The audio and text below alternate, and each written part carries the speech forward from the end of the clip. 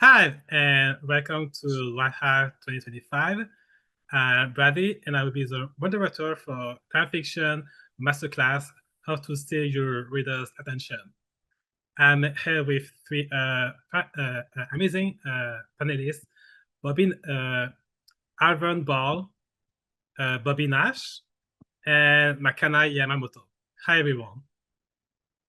So let me talk a little about our guest, starting with Alverne.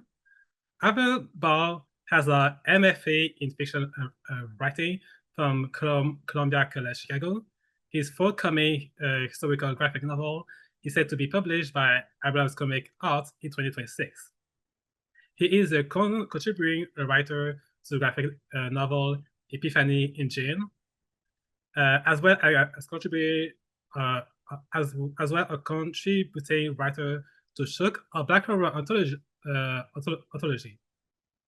He is a writer of Across Tracks, homage Greenwood, a homage to Greenwood, Oklahoma, illustrated by Stacey Robertson, as well as the graphic novel Virgin Wolfenstein, a Choose Your Own Adventure mystery. He's also the creator of two webcomics, When We Were King in Zulu, a partnership with Afropunk.com. Ball is Mr. Ball is a 2019 inaugural Team House graphic novel scholar, as well as the 2018 headlining graphic novelist from Chicago Teen Lit Festival.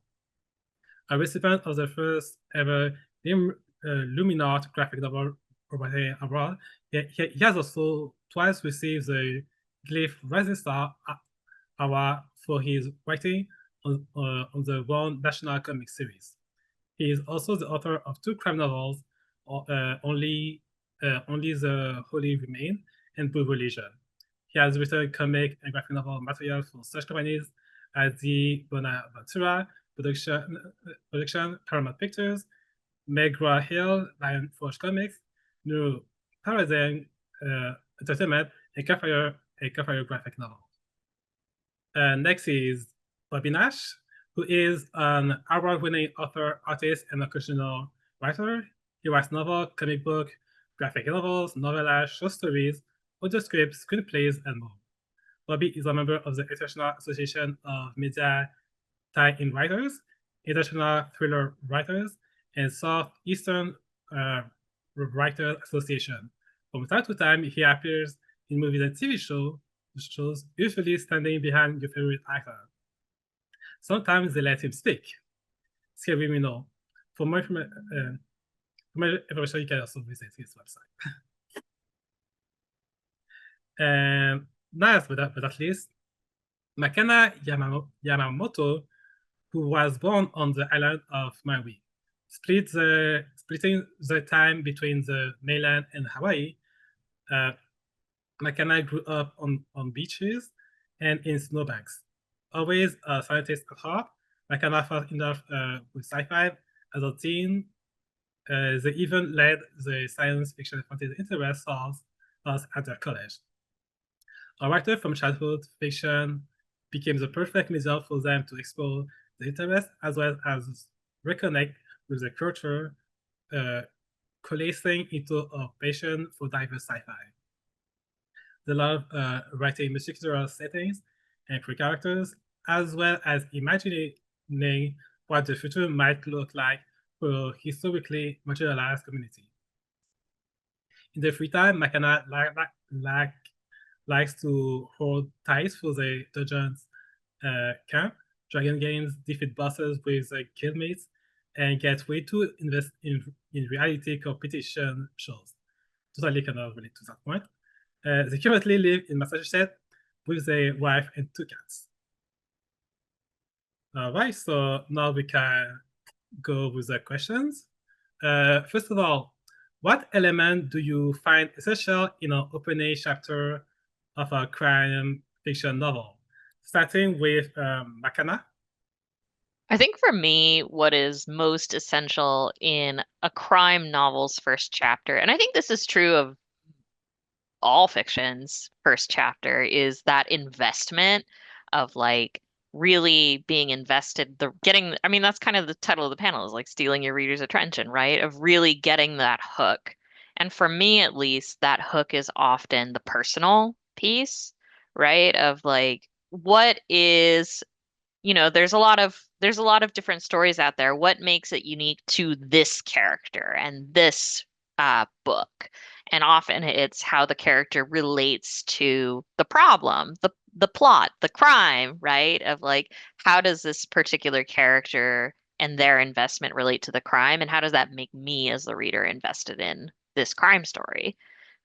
So I find for me, I am most drawn to that human element, that character element in the story. Yeah, I agree. I think your opening chapter of anything, you've got to grab the reader because a lot of times that's their barometer for whether they're going to continue reading or not is if you've grabbed them. Usually in a crime fiction novel, I try to work the crime into the opening chapter. Not always. There are times when that's not necessarily the case, where sometimes introducing a character might be more important. But for the most part, I try to put some kind of hint to the crime or we see the crime and then the story can pick up after that. So hopefully because if we're selling it as a crime book, you know, people that are investing and checking out that first few pages, you want to give them a crime that they're excited to see a resolution to, see how characters deal with that problem. So yeah, so that's usually where I try to start. Yeah, again, I agree with everyone else. I think for me, it's your first sentence. It's the one thing that grabs you when you first start out. And I like to build, like Bobby said, I like to build into the crime, but I like to build towards it. So hopefully by the end of that chapter, the crime is you're left with the crime. So now you're like, okay, I gotta know how it happened or where it's gonna go from there because now you left me on that cliffhanger idea of like, oh, you just dropped me into a crime scene or, a scene of a crime. All right. Thanks. Now, next question. How do you find ways to capture attention without going for shock value? Alverne? Oh, this is a hard one. It's, it is because I think as writers, we're not really thinking about the shock value. Um, but I think when we write, sometimes it is shocking. So when we're trying to find ways to capture that, it's especially if you're dealing with like a violent crime in your book, you're trying to balance. You're trying to be like justice. You're trying to balance how much of that do you need to show or tell, and how much of that can you kind of gloss over or move along so that the characters move along with the story. So I think a good way of thinking of that is um can you, and I know this is gonna sound very cliche now that I think about it, but it's like what can you show your mother and what can't you? I definitely agree with that. What can you show your mother? Because there's definitely some stuff that I'm like, I don't know if you can read this one, mom. But I think that towing the line between shock value and like uh it's grabbing the attention without shock value is definitely something that's hard to navigate because it's like I want something impactful, I want something surprising or intriguing, but I also don't want to get too far into that like I can't show this to my mother, like Alverne was saying. um and I guess what I'm interested in is finding that puzzle piece of like I'm trying to get the reader invested of like maybe it's shocking, maybe it's surprising, but I'm interested in like how does this all come together? It's more of that intrigue that I'm trying to build toward of okay, this is something that's surprising that has happened and maybe even something scary that's happened, but I'm intrigued and I want to know how it happened. I think Bobby kind of alluded to this as well of like wanting people to like learn and get invested in that way. So that's sort of where I'm trying to toe the line between something that's shocking versus something that's intriguing. I absolutely agree. I think I think when we're open, especially in the opening chapter, it may not be your main character that you're seeing in that opening chapter, but you still want the audience to care about the person the crime is happening to. And we have a very short window to do that, especially if you're going to kill them in chapter one. I still, I want the audience to at least feel something.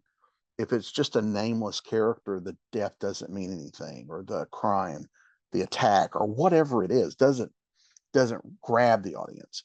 But if I can make you feel something for the character in the first few paragraphs, that when we get to the point where something happens to them, the crime happens to them, the audience then feels bad about that character having gone through this.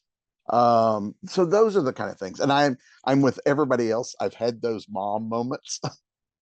Where it's like, oh God, mom's going to read that. Yeah, I've been there. But yeah, there's a lot of that. So I think character helps when you're not going for shock. Because if you care about the victim, you're invested. If you care about the person trying to solve the crime, you're invested. And I think that is what keeps us coming back, is the characters, especially if you're doing a series, because readers come back to a series because they felt they've fallen in love with this character. And that sometimes works in our favor, because hey, if book two, if I didn't write it quite as well as I wrote book one, they're still there because they love the characters, even though the mystery might not be as good. And so that helps you. It's the characters that are gonna get you that repeat readers. Are there story beats unique to crime fiction that a reader expects to see? Bobby? Well, there should be a crime. Should be some kind of crime. Yeah, they'll get really upset if you don't give them a crime at some point. I don't know. I mean, there's a lot of different kinds. I mean, but there's different kind of crime fiction too, depending on what you're writing. If you're writing a procedural, you certainly need those procedural elements of them collecting data and doing the forensics and all that stuff. If it's more of a noir thing, there's stylistic things that feel like a noir thing. If they're straight up horror, crime horror with serial killers and all that, there's certain things people just expect based on the archetype of that kind of story.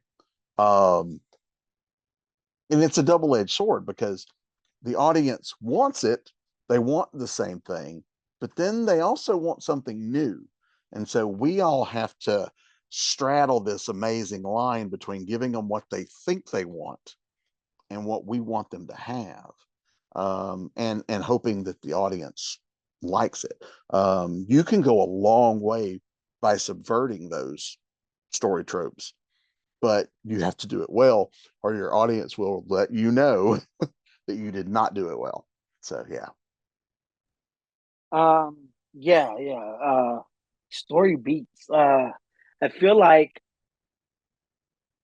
idea of crime, especially with crime fiction, I think there's always that unique story of what we've talked about with characters, and and and and by that I mean the unique story of their personal lives, like whether they're a detective, a private eye, or or just if it's a cozy, a noir, or procedural. We care about these characters' lives, not only their pursuit of justice, but to them outside of that. So I feel like when we think about the beats of crime fiction, there's always like crime, the investigation, and then the next beat has to be like, oh, we're gonna take you off the beaten trail. We're gonna go visit, the mother. We're gonna go visit, the child or somebody or the best friend, and we're gonna just chapter two or so. We're gonna dig into their personal lives and see what makes them tick. Because I think the difference in crime fiction is that people are interested in the things that make us tick. And in crime fiction, detectives or whoever it is, they are how can I say this? Are our society's compass. So people want they love to see these characters not only do good things, but also do the bad things. Because I think in crime fiction, more than any fiction, the characters feel more real than anything. So yeah, I think that's one of those beats. Well, it's really interesting what Bobby said about different varieties of crime fiction because it's funny coming to this panel as someone who is writing from the perspective of the criminals. You two are like, we're catching the criminals, and I'm like, I'm running away from your protagonist, kind of thing. So my perspective of being on the flip side is a little bit different. It's kind of like that cat and mouse kind of thing.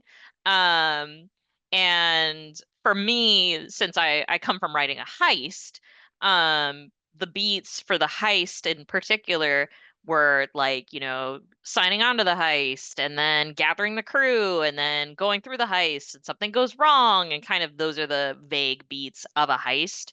And the way that I constructed it is there's kind of two versions of a heist that you see in like different heist movies like Ocean's 8 or Ocean's 11 or The Italian Job, like stuff like that, which is either everything goes wrong and they have to kind of like get things together, or everything goes perfectly and it's like this competence power fantasy.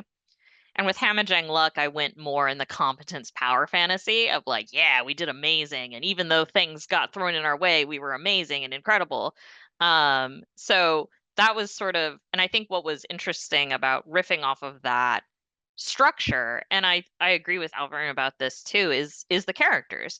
Because it's like, you have the same structure across different crime novels, whether it is a procedural or a cozy or a heist or anything like that. There is this structure that we follow, and so it's like, what makes that structure unique? Is it a twist, or is it the investment in the characters of like, okay, so there's a heist. Why are you signed on to the heist? Why is the investigator following you? Are they invested in for a reason? What is the motivation? What's the personal hook for these characters? And I think that's where you can get really creative with these structures that we all tend to follow. Yeah, before we continue, I have a question. Do you guys know Columbo? Okay. I don't know much about him. I just know because last weekend I watched some rap battles, which is basically a battle royale between different detectives, which was kind of fitting. So there was like Benoit Blanc, Poirot, L, Batman, Columbo, Shaggy, and Sherlock Holmes. And so things that were not the same when people massacre Columbo is the fact that in the show, correct me if I'm wrong, the show, it starts by the crime happening, then you see them basically they do things how it happened, even if you already know. So Columbo was a very unique show for its time, because before that, yeah, mysteries usually you were following them solving it, and we the audience didn't know. I think I'm a little older probably than all of you, so I kind of remember Columbo when I was a kid, being on TV, and it was so different than what we were used to seeing in terms of a mystery, because we knew who the bad guy was, but the cleverness was in watching him catch them. There's a new show that does that very well now called Poker Face. If you guys haven't seen it, that does the same thing where we actually see the crime, how it happens, then we go back and see how she's involved. But yeah, sorry, I hope that I didn't mean to interrupt, but yeah, it's no. That's good. Funny enough, Poker Face is on my watch list also. So yeah, it's got that same kind of setup of we actually see it, we know who did it, how they did it, why they did it. Then we go back and see how she gets involved, and it's very well done. I imagine, I've never written anything like that, but man, I imagine it's hard to write. yeah. Because Columbo has to be the smartest guy in the room, but you have to do it in a way, because Columbo, usually the way those worked, Columbo pretty much had it figured out very quickly. That's the bad guy. But just him knowing that doesn't work. He had to get evidence or get them to admit they did it or something. And so the brilliance of Columbo is him putting on that "aw shucks, I'm not that smart" act to trick the bad guys into revealing their crime. It's very hard to write, but brilliantly done. Now, I should have to go and watch it. And Poker They Face were as really well. good. And that show, and I know we were talking about books, but and that show ran for what, 20 years almost, off and on. It was I mean, there's a lot of Columbos out there. Yeah, so to keep back on track, what are some misconceptions about writing crime fiction? Starting with Makana. I think it's interesting that we all come to crime fiction for different like perspectives and different what we all find interesting about crime fiction. I think sometimes there's this misconception that we're all in it for, I don't know, the shock factor, or like I think the scariness or the gruesomeness. And I think that as we've been talking about now, it's really about characters, right? We're really interested in this puzzle piece, this puzzle, and the characters kind of putting it together and the character's investment in things. And it kind of goes back to the question of like shock value of like it's not so much about shock value to get people invested, it's more about the hook, the intrigue. And so I think that's a misconception, is that, oh, crime fiction's like horror and gruesome and gross and stuff, and it can be, and I think there's definitely room for that. And also at the same time, there's a lot of room for that, even the place for just kind of characters and being invested in that intrigue. It's there's a lot of that. There's also a lot of, and maybe it's misconception is also on the reader's part sometimes, is that because there have been so many crime books and novels and TV shows and documentaries and various things out there, sometimes I will get mail that's from people that are telling me I'm doing it wrong, because, well, CSI does it this way, or, whatever. Sometimes I think, people, we tend to research crimes pretty well. We tend to work out a lot of these details from both sides. I mean, not only are you the criminal, you have to think like the criminal, you have to think like the person after the criminal. No matter which, even though Makana is writing it from the criminal's perspective, we still have to think about it the same way. We have to be the criminal, understand how the crime, what they're doing, and then how to catch them. And I think some people, because they've seen it certain ways, they come in with that. But we can make that work to our favor, because when I write murder scenes or finding bodies or things like that, I find because people come to them with those misconceptions, I don't have to write it gruesome. I don't have to write it graphic. I can give it just enough that, and the reader will fill in those gaps based on the experiences from other books they've read or TV or movies they've watched. And so that kind of thing can help us. And so I think, that's more of a misconception on the reader than on the writer. But yeah, it's I do find people that assume it's easy. Whew, coming up with clues and making the clues work and making the clues not obvious, because when we're writing, we know that's a clue. So when I'm reading it, there's like a neon sign pointing at that going, yeah, that's a clue. That's a clue right there. So when people don't catch the clue, it's really cool. It's really cool to explain to them, oh no, the clue is right here. This is why this leads to that. And so those things are fun, but they're not easy. Yeah, I confess. Funny thing is that's a side note as well. Like for our current anime collection, I made a game of Danganronpa, which is like a murder mystery game, where I basically put clue into place and people had to guess who did the crime.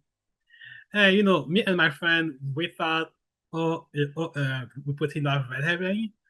After that, people was like, that was kind of easy to find who the killer was. I'm like, shit.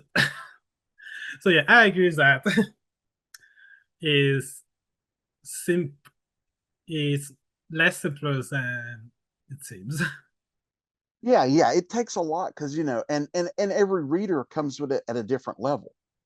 Readers that read a lot of crime fiction pick up the clues a lot faster than people that are casual crime readers. So yeah, it becomes it's a bit of a dance trying to get it all in there and make it make sense. Because I want, I'm assuming everybody here's the same way. I want to play fair with my reader. I get very disappointed when I'm reading a novel and the one clue that leads to solving the crime was one we didn't see in the book. So yeah, I try to play fair and make sure all of that's in there, which is like I said, it's just not easy. Yeah, because this is going to sound weird to the non-writers listening, but my characters are often smarter than me, so me trying to figure them out is not always easy. Bobby stole my answer. But yeah, I was gonna say most people think it's easy. But no. Another misconception I think that readers and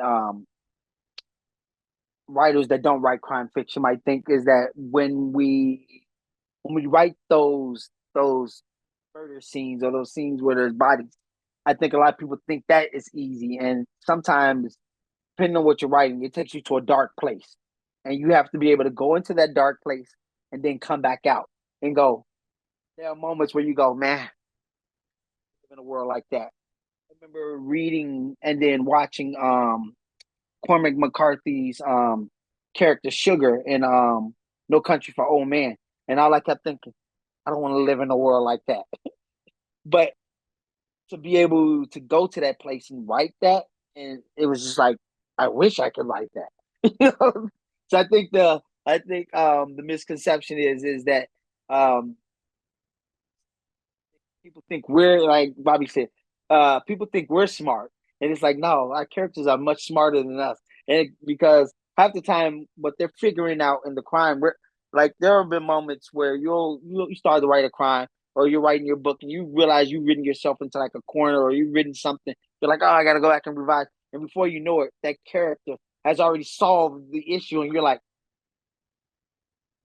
that solution.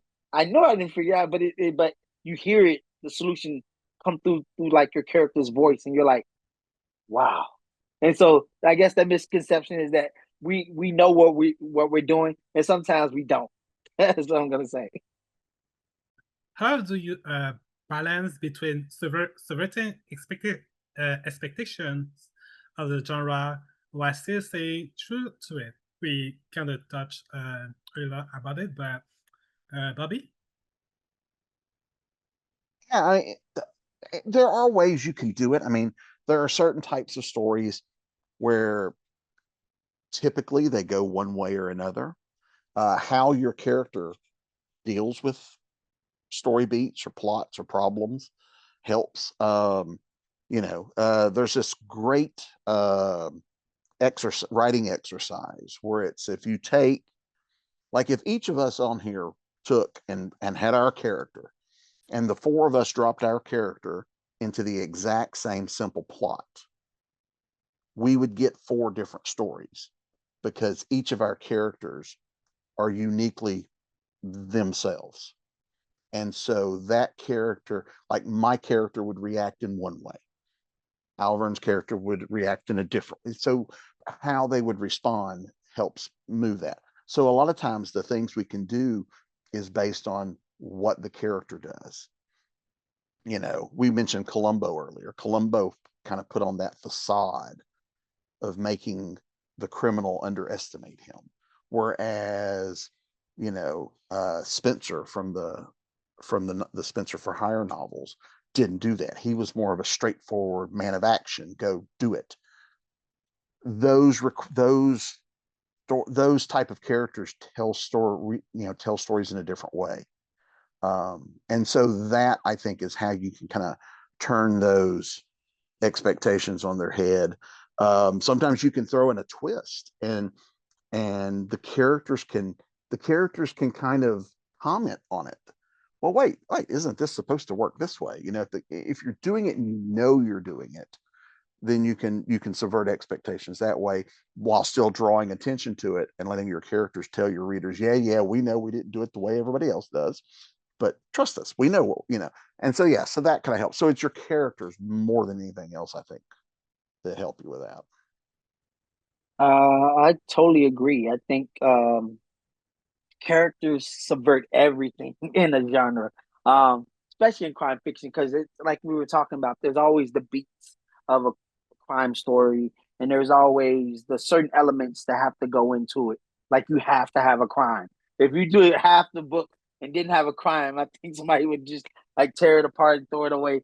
I think how we subvert genre is you introduce something that typically wouldn't be there, or you introduce a character that typically wouldn't be in that world.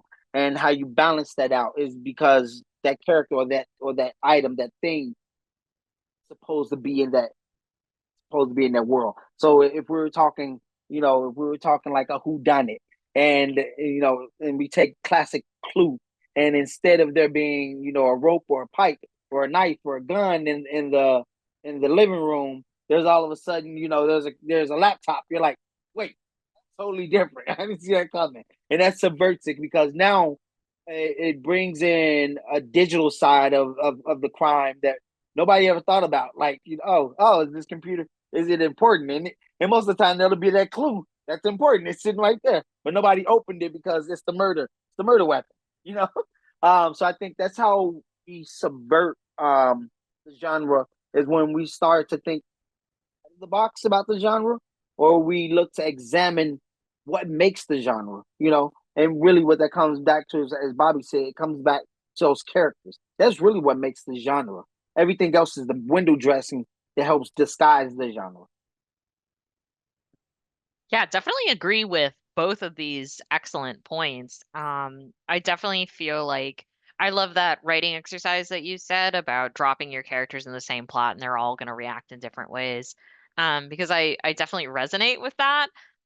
In my book, everybody is coming to the same heist, but they all have different reasons. So they all react to the events differently. They all have different opinions on what happens. They all have different opinions of how the heist should go. So it is interesting to see all of them bounce off of each other and come with the same plot, but with different motivations and how that influences how they interact in the story. And I really resonated with the genre bending as well.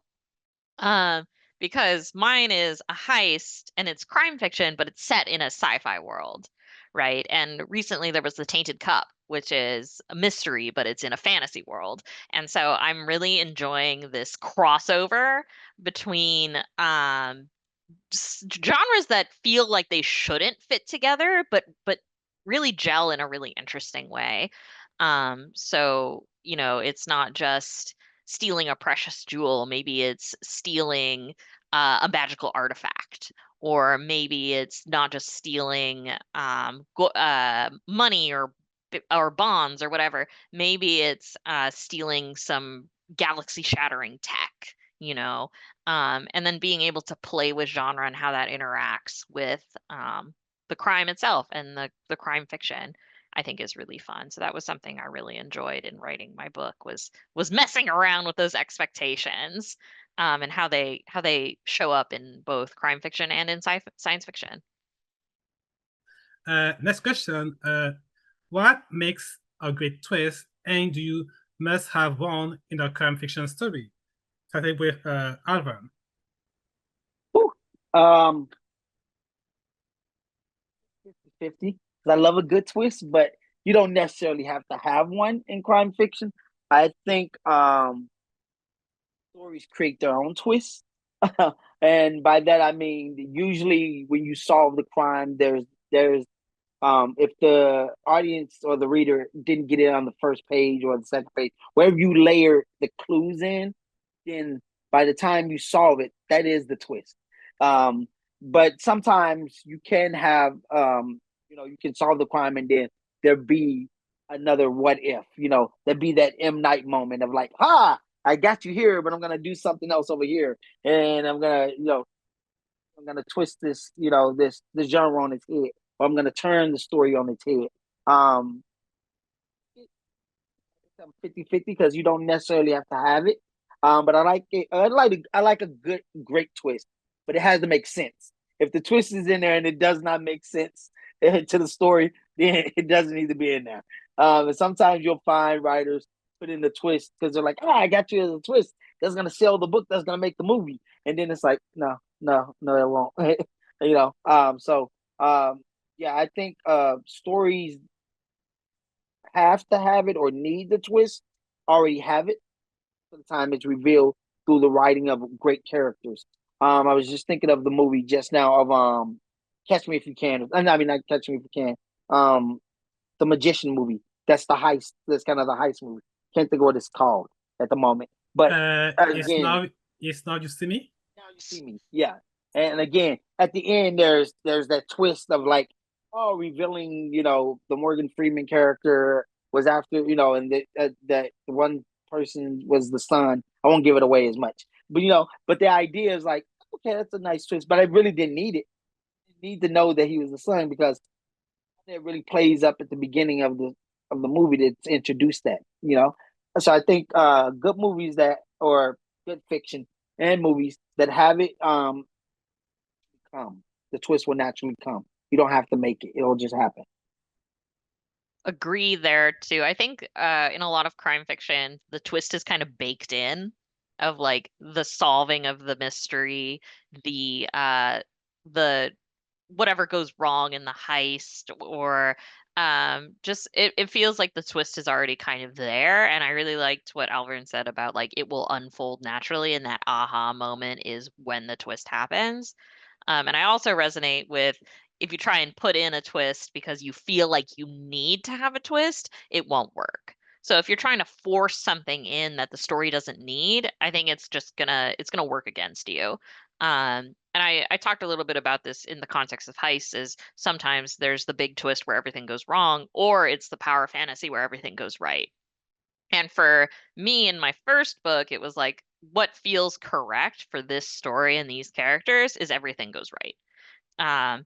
For my next book, it's everything goes wrong. So, and I think that that is interesting in a different way. So the twists kind of everything kind of falls apart over the course of the story, and then there's big twist, and I'm not going to get into it too much. But I think that the twist is kind of baked in a lot of crime fiction just in general.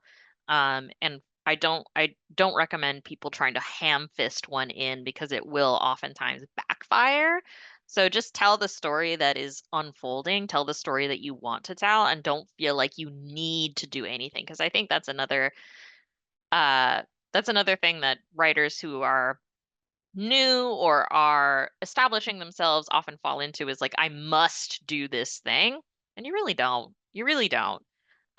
So if a twist comes to you, absolutely, but if you don't feel like you must have a twist. I absolutely agree. I don't think you have to have them. But when they work, they work. You don't want your reader to get to the twist and go, ugh. You know, you want them to go, ooh, okay, that was neat. Did I miss something? Do I need to, but yeah, so in all of I've never gone in going, when I start a book going, I've got to have this twist. I've never done that. The twists have always come out of the writing of it, sometimes to the detriment of my plot, because I had planned for this to happen, and about halfway through, the characters went, no, we've got a better idea. We're gonna do this. And so, but the trick, they have to make sense. They have to, if they come out of nowhere, and you leave the reader going, wait, that doesn't. How did that? You don't want to confuse the reader with your twists. So when you have them and they work, they're awesome. But it, like everything else, it comes from trusting the characters. Sometimes some of the best twists that I've ever written came out of characters talking or characters, together arguing or something, and something comes out that makes you get this little light bulb over my head go, wait a minute, that means they're connected to this. I didn't see that coming, but now that makes perfect sense. Let's go make it make sense, and then you go back and read it to put in those clues and find out they're already there.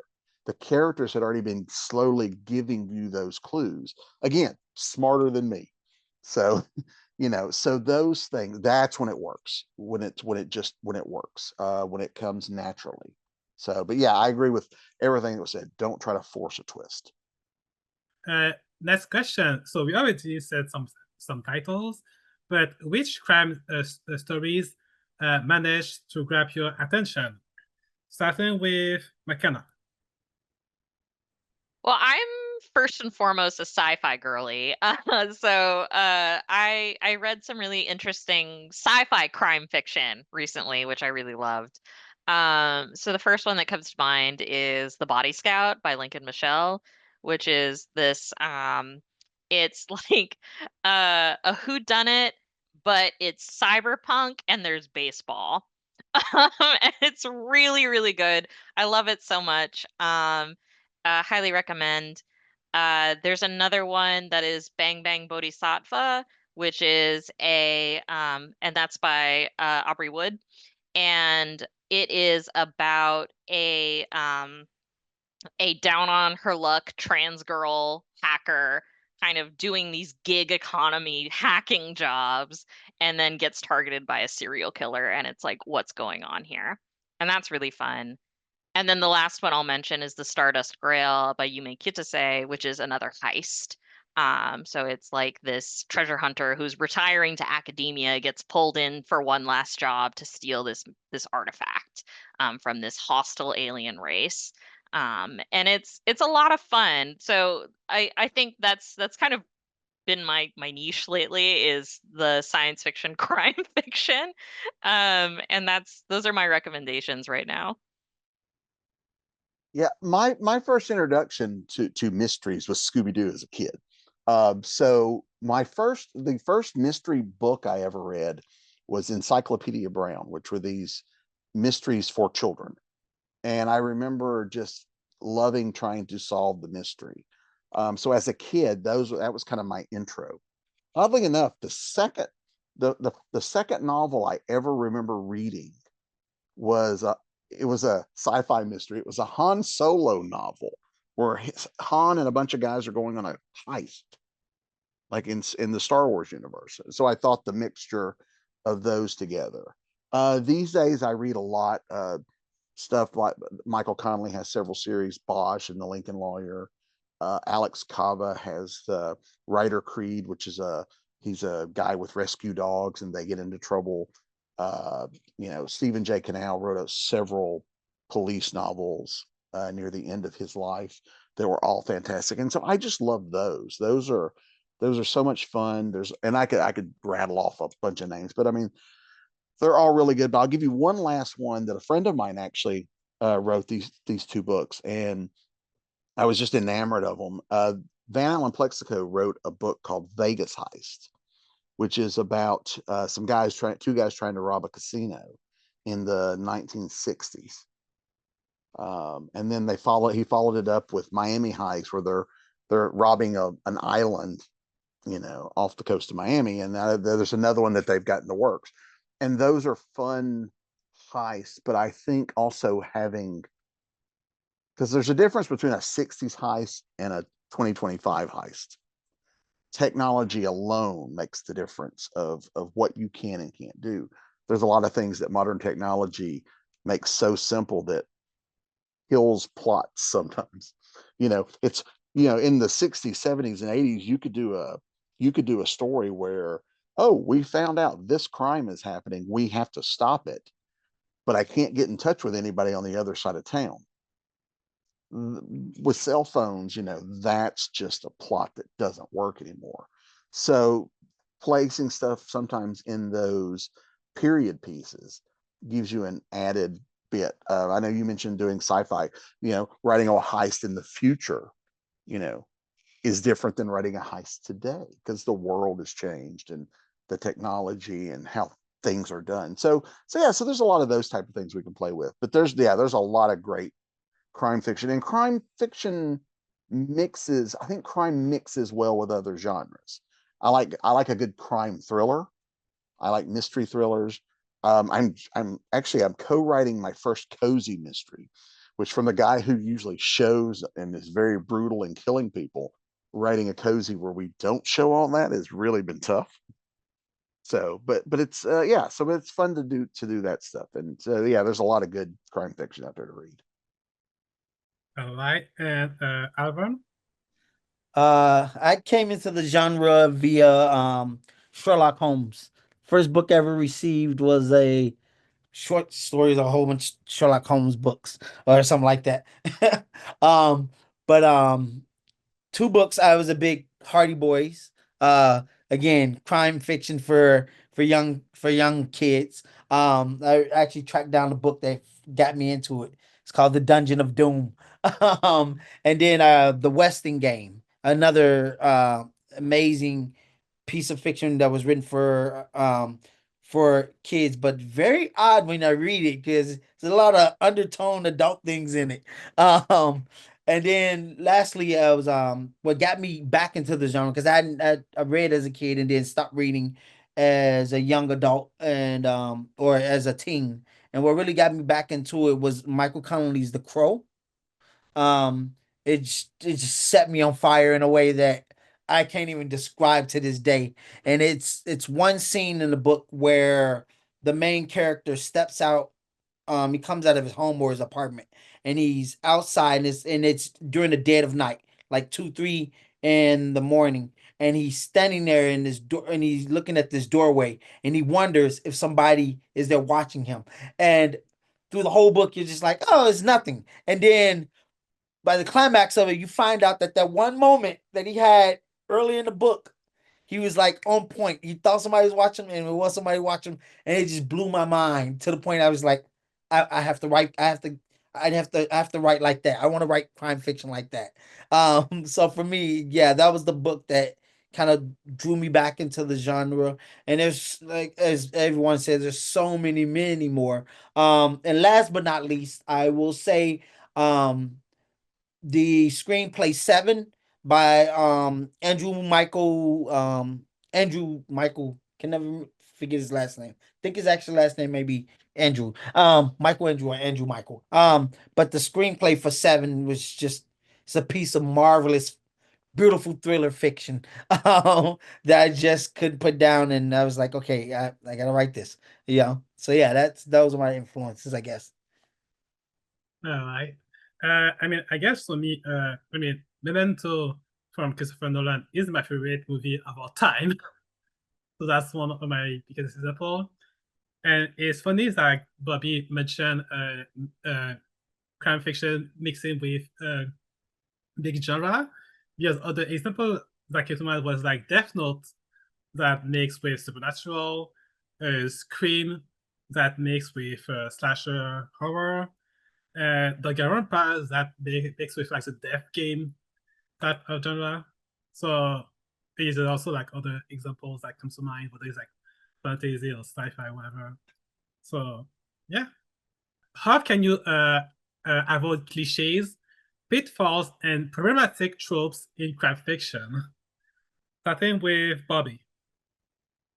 Like I mentioned earlier, sometimes if your characters mention, this is a cliche, that can allow you to do it because your character knows, and therefore you're letting the audience know that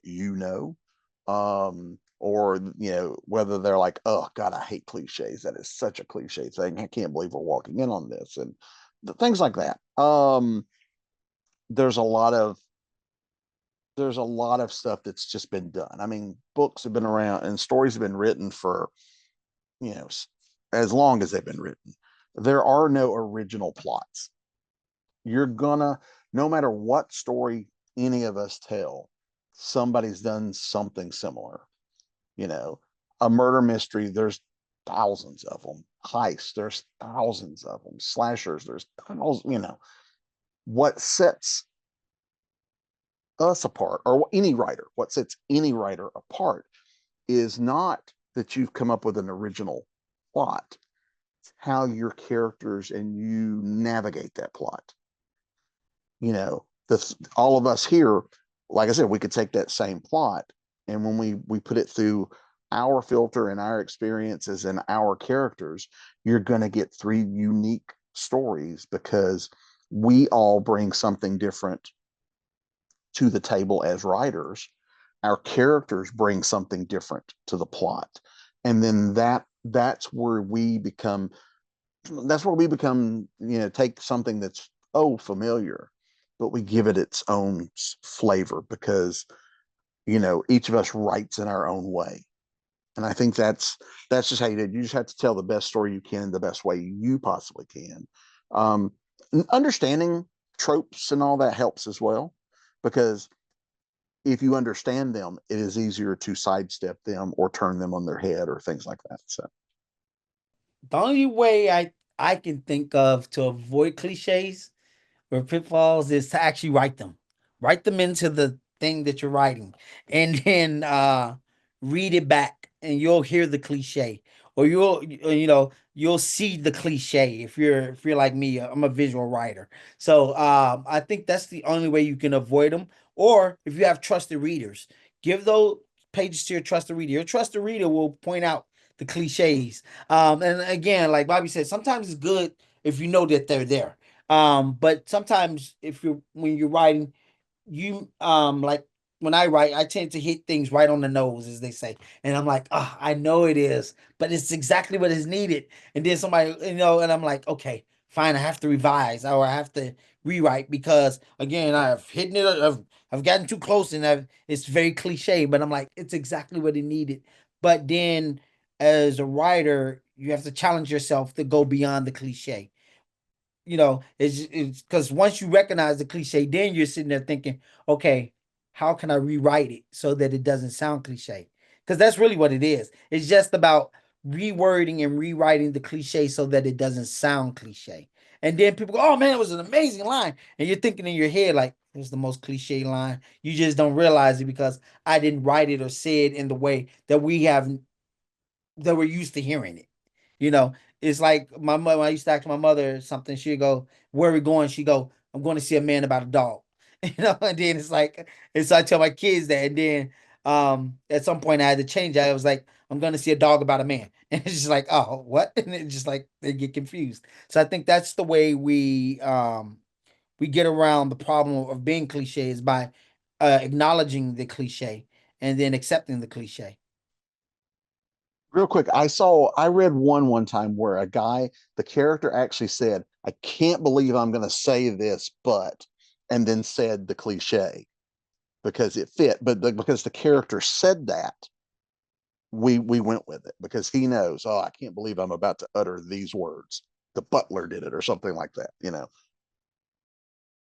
Really. Makana? One thing that I'm really noticing just over the course of this whole panel, this whole conversation, is this idea of like the characters led me somewhere, or the characters make it, unique. And I fully agree with that. Of, there's nothing new under the sun, right? Everything has been done before. And what you can do is just put your own perspective on it, put your character's perspective on it.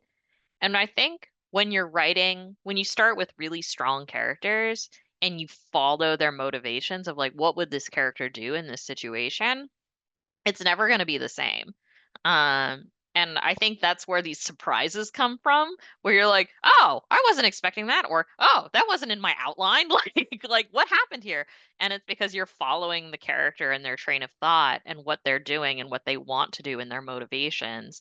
And that leads you down entirely different paths. And sometimes it leads you to a cliche, right? It's like, okay, this is, thinking about, um, I'm gonna go after I'm gonna go on this foot chase with the bad guy, and we're gonna go through the night market and knock over stalls and all kinds of stuff like that. And maybe it's a cliche or a trope or something, but does it make sense for your character? Is your character impulsive and is going to go after the bad guy without backup? And it's like, if this is congruent with what your character would do, a lot of people are very forgiving of that. It kind of goes back also to the not forcing things. Like if it feels correct for your character to do that, I think you can get away with a lot. And so I think that's sort of what's standing out to me over the course of this conversation is the importance of staying true to your characters. And a lot of things will follow just by doing that. I think that readers can be pretty forgiving of like, all right, I guess it makes sense that the butler would do it, so I'm gonna buy it, Yeah, yeah, it's a good thing. Usually, since like one thing that came to mind when I first thought about the questions was more about the fridging trope that could be problematic sometimes, but the issue is that if you take good care of the way you wrote your character, usually that wouldn't be an issue. If you only have like one underrepresented group character and he's the one who died in a ridiculously horrible way, yeah, that would be bad. But if you do a good job writing your characters and represent them well, usually this issue will automatically be avoided. And if you've got if you know your characters, my characters have said this to me many a times. Do I look that stupid to you that I, if you trust them, they will tell you what they will not do, which kind of sometimes helps us avoid those type of problems. What are the best resources available to write crime fiction? Alverne? I would say your best resource, your first resource, might be, especially if you're starting out as a first time writer, pick up 3 to 5 first novels from crime writers, from legit crime writers. Read their first novels, because as Bobby said, each writer will come and attack their crime in a different way. But what you learn from reading first novels, at least I think, is you learn how they structure their books, and you learn plot. Another great resource for I think for writing crime is daytime soap operas. I love soap operas, but the reason they are because they're all almost magnificently paced. They always have a great cliffhanger that leaves you coming back for more, just like your crime fiction should do. And they always have some of the best villains. So if you ever want to match villains and learn how to plot, I think those are great places to learn how to plot without dropping a lot of money. Yeah, and I'll leave it at that. All right. Makana? I often say that the truth is stranger than fiction. And this is true for me, for sci-fi, but I think also for crime. So one of the things I've been doing, the rabbit hole I've been down lately is art heists. And there's so many odd things that happen in art heists, and it's stuff I couldn't possibly make up. I'm just like, this is wild. The Scream has been stolen twice. I don't know how that happens.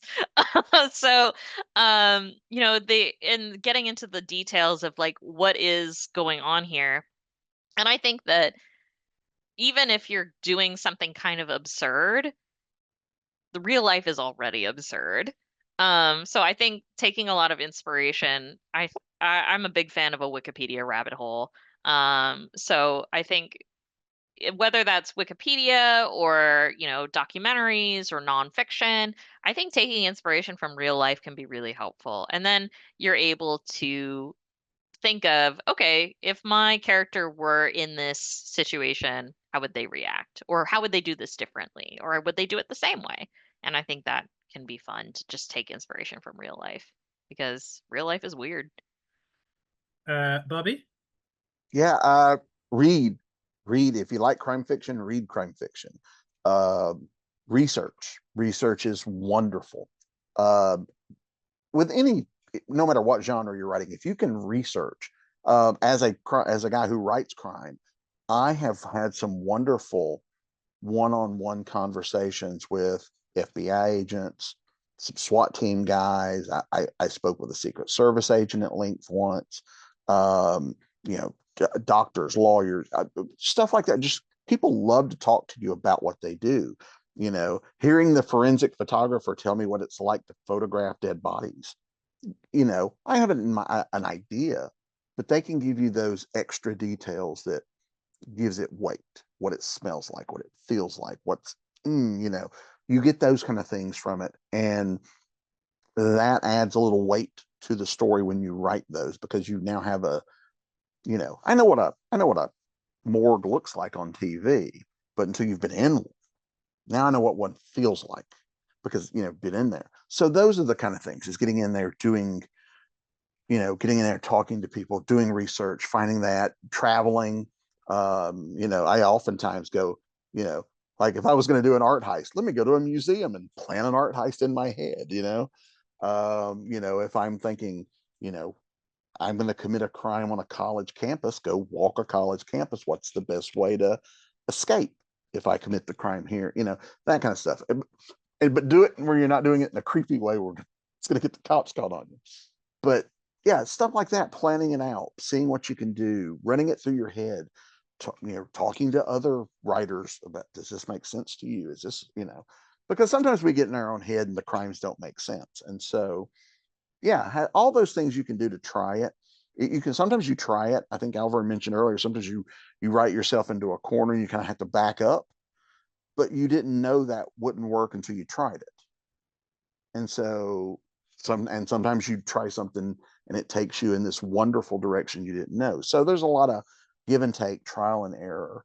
And so just getting out there and trying to figure it all out. But yeah, but I think at the end of the day, as a crime writer, you have to think like a criminal, and you have to think like a crime fighter.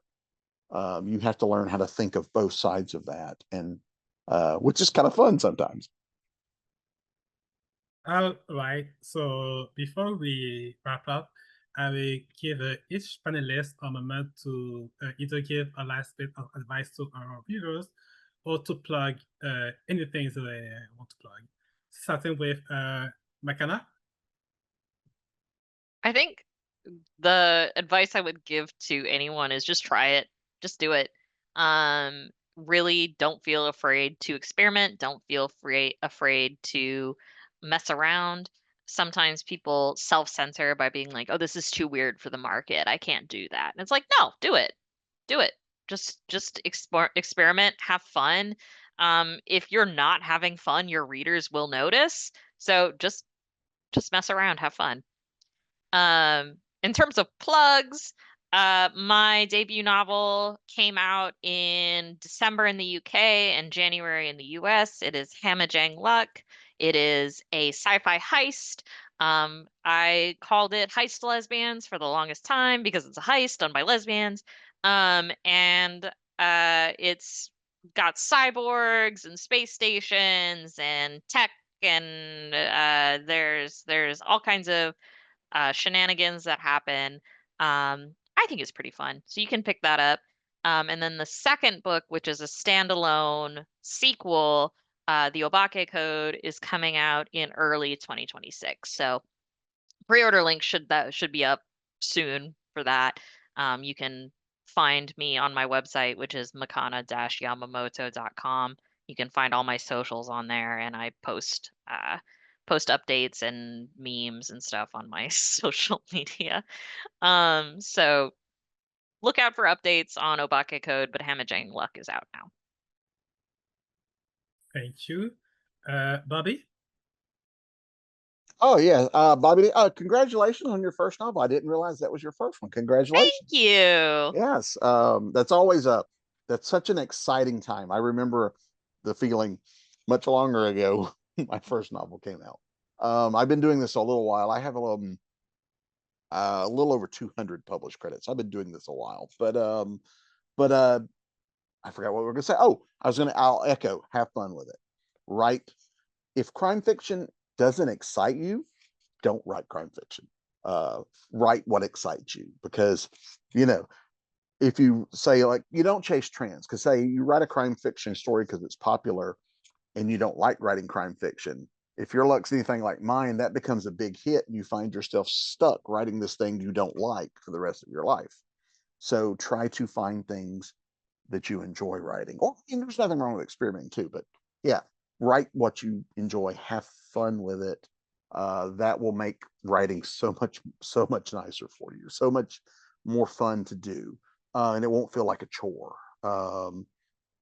BobbyNash.com is my website. There's links to everything there. I write in multiple genres of different things, so there's all kinds of stuff there, links to social media and book info and all that stuff. I do have a small self-publishing imprint called Ben Books, which is BEN-books.com. And so a lot of my crime fiction started there because I wanted to do crime fiction and the publishers that were hiring me didn't want to hire me to write crime fiction.